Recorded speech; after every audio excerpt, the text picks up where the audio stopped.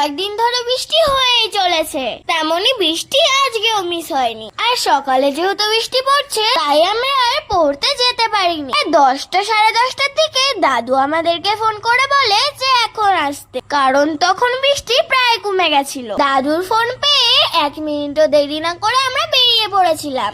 একটু পর আমরা পৌঁছে গিয়েছিলাম। পড়া শেষ হতেই সবাই মিলে গল্প করতে করতে রাস্তায় চলে এসেছিলাম। সবাইকে টাটা বলে বাড়ির দিকে রওনা দিয়েছিলাম। আর বাড়িতে এসে দেখি পিসি অলরেডি আমার জন্য বসে রয়েছে। তাই টাইম না নষ্ট করে তাড়াতাড়ি হাত মুখ ধুয়ে আমি পড়তে বসে পড়েছিলাম। পড়া শেষ করে তো আমি প্রথমে স্নান করে নিয়েছিলাম। জামাটা পরতে গিয়ে হঠাৎ করে দেখলাম যে জামাটা সেলাই খোলা। তাই তোমাকে জামা সুই সুতো দিয়ে বললাম সেলাই করে দিতে। মা সেলাই করে দিয়েছিল আর আমি জামাটা পরেও নিয়েছিলাম। তারপরে তো আমি দুপুরে খাবারটা খেয়ে নিয়েছিলাম। তো খেতে বসে আজকে অবাক হয়ে গেছি যে মা আজকে আমার পছন্দের তরকারি রান্না করেছিল। খাওয়া দাওয়া কমপ্লিট করে নিয়েছিলাম। আর এখন দেখো প্রায় 5টা বাজে আর আমি একটু যাচ্ছি দিদির সঙ্গে খেলতে। টাটা, আজকের জন্য এই পর্যন্তই। দেখা হবে আবার নেক্সট ভিডিওতে।